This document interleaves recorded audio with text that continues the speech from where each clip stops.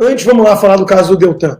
Ele publicou na Gazeta do Povo a implacável perseguição aos que enfrentam os poderosos. É verdade, né? No Brasil, os poderosos não querem apenas impunidade, querem vingança para que ninguém mais ouse combater a sua corrupção no futuro. Aqui eu vou só frisar uma vez mais que ele insiste nessa coisa de corrupção, corrupção, corrupção, corrupção, corrupção. Não é só corrupção. Não é só corrupção. Ainda não ficou claro isso? Que estamos lidando com comunistas totalitários que querem poder. Isso não é corrupção, desvio de recursos. Isso é Cuba, China, Nicarágua e Venezuela. E a última coisa que você vai olhar na Venezuela hoje e se espantar é: puxa vida, é um país muito corrupto. Acho que tem coisas muito piores na hierarquia, né?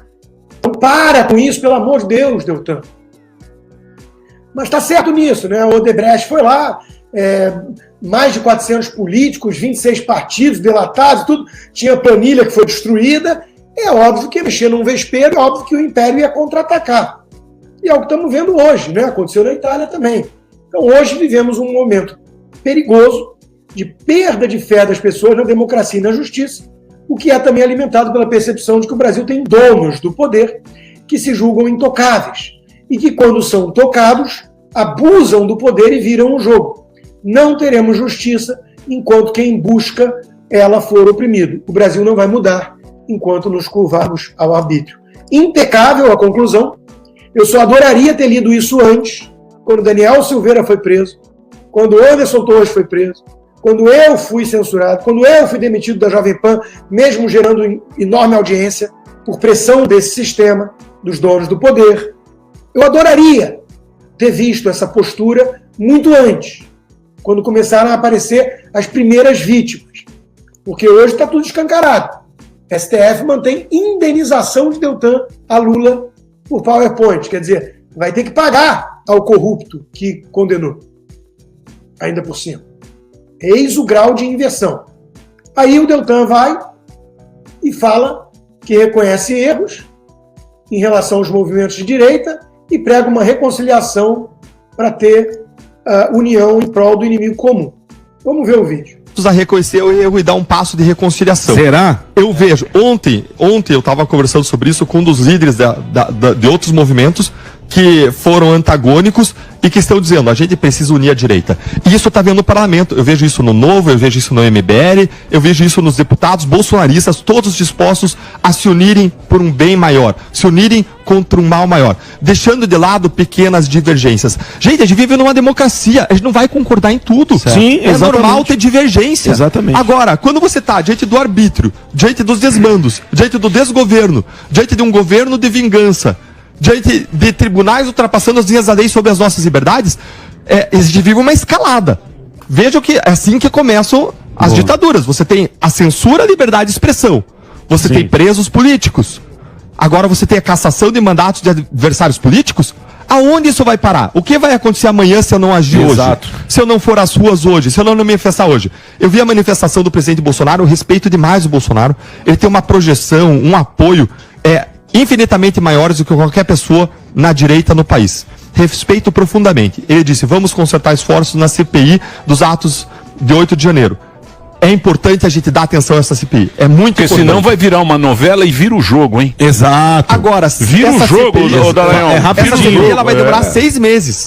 6 meses. O que a gente vai fazer enquanto isso? A gente vai permitir a escalada do arbítrio? Eu respeito o presidente Bolsonaro e jamais cobraria dele que ele fosse às ruas ou que ele tivesse qualquer posição diferente, até porque ele, se ele defender para ir às ruas, ele vai ser responsabilizado por qualquer coisa que aconteça. Exatamente. Agora, eu vou estar com aqueles brasileiros que amam o Brasil, corajosos e que querem defender justiça, liberdade e democracia no dia 4 de junho. Eu vou para os meus eleitores, eu não vou desistir do Brasil. Você vai fazer manifestação? Eu gostaria muito que o Deltan tivesse gravado algo assim 6 meses atrás. 12 meses atrás. Gostaria muito. Antes tarde do que nunca. Só que tem um erro aí de essência. Ele está chamando de movimentos de direita com diferenças pequenas, vagabundos, oportunistas, tucanos, petistas. Esse é o grande problema. Expurga vagabundos do MBL e covardões do Vem Pra Rua, que tô de acordo. Bem-vindo ao time. Atrasado, mas sem mágoa. Bem-vindo. Você, Sérgio Moro, vamos subir o tom. Vamos apontar que é uma ditadura há muito tempo já fazendo vítimas, você foi a mais nova e vão vir outras. Vamos fazer isso. Agora, o Moro não ajuda, né? É uma pessoa que respeito bastante, diz Moro sobre Sérgio Moraes, em entrevista na Globo News. Aí complica, né? Temos uma tirania em curso no Brasil, tem um cara que acha que é ditador, tá prendendo todo mundo, tá dando canetada inconstitucional, mas eu respeito muito ele. Casca grossa, Moro.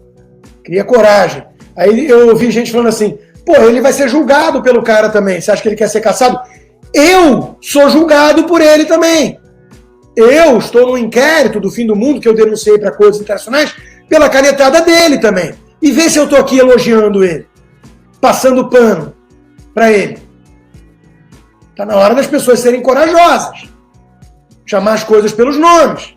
Ou, como disse o próprio doutor Dallagnol, vamos para o inferno. Venezuela condena ex-senador Collor. O Moro elogiou, né? Combate a corrupção respira. Claro que não, né?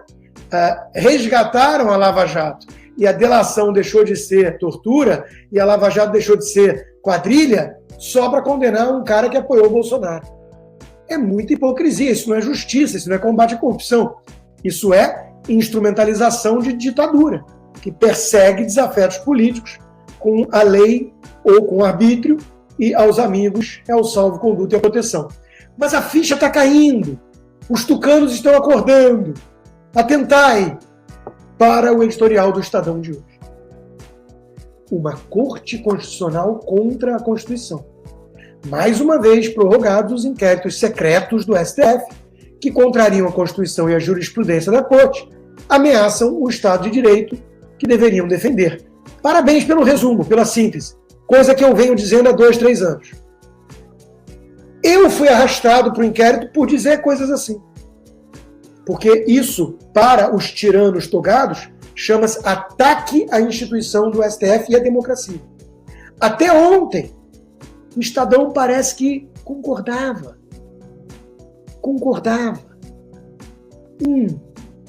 Todo o poder emana do povo, o da justiça também. Mas ante a capa do sigilo, o povo não pode escrutinar a competência e a legalidade de diversas medidas excepcionais no âmbito desses inquéritos. Bom, eu tenho lugar de fala, né? O meu processo está sob sigilo. Eu já pedi ao Alexandre de Moraes, se ele for homem, que ele abra ao público para que vejam tudo que ele e aquele assessor dele que atirou na mulher, tentou atirar na mulher e foi preso, reuniram contra mim. Eu adoraria que o público tivesse acesso a tantas provas, sei lá de quê. Além de início, meio e fim, toda investigação deve ter objeto certo e determinado. Mas sob o pretexto de circunstâncias excepcionais, os inquéritos foram alargados a ponto de conferir à Corte uma espécie de juízo universal da defesa da democracia, que o Estadão defendia até ontem. Chegou a falar que o STF estava sendo um fiador da democracia quando o alvo era só Bolsonaro. Como o mundo dá voltas, como o mundo capota, como é doce a hipocrisia tucana. É ou não é?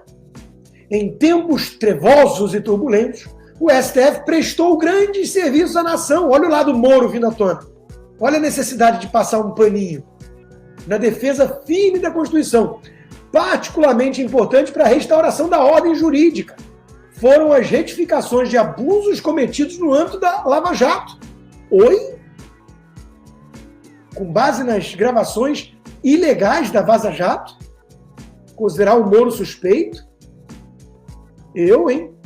Se não há no direito brasileiro competência universal para combater a corrupção, tampouco há para investigar todas as ocorrências relativas à Lei de Defesa do Estado Democrático de Direito.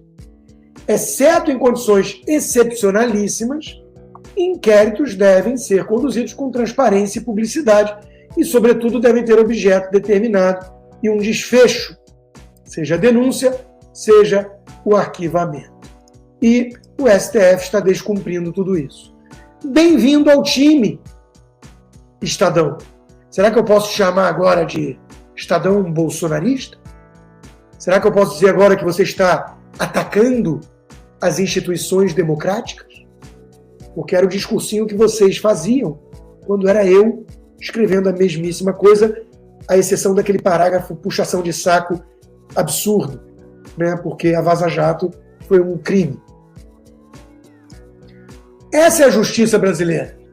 O deputado que pediu CPMI do 8 de janeiro passa a ser investigado e denunciado pela própria Polícia Federal, que tem uma ala que virou a Gestapo do Alexandre, né, por ter incitado os atos que ele quer investigar. A Justiça suspende a decisão que afastou o petista Jorge Viana da presidência da Apex por não saber falar nem "the book is on the table". A Justiça multa Bolsonaro em R$50 mil contra jornalistas.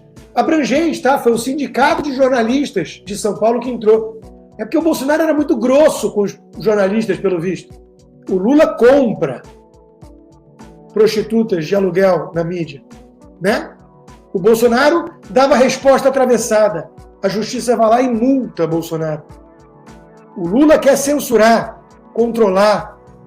O Bolsonaro deixava jogarem bola com a cabeça dele como réplica de pelota e jornalistas da Folha desejando a sua morte ou chamando ele de genocida para baixo. Justiça brasileira aposentar compulsoriamente uma juíza séria, trabalhadora, como Ludmila Lins Grilo, só porque ela criticou o STF e também o lockdown, aliás, com toda a razão nos dois casos, né? A Associação de Juízes Conservadores repudiou essa punição à juíza, que é a mesma punição que recebem juízes criminosos, que tinham que ser exonerados, mas são aposentados.